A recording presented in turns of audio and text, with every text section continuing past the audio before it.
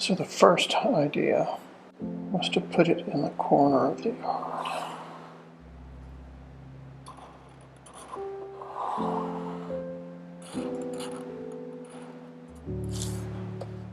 The road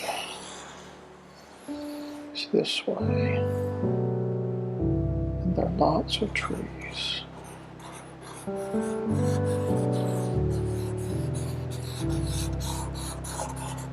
Here.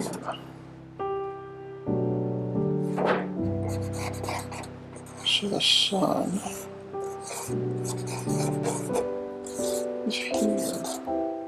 So glass along this edge will not get a lot of sunlight.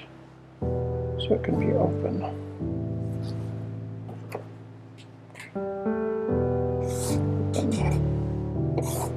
To the trees.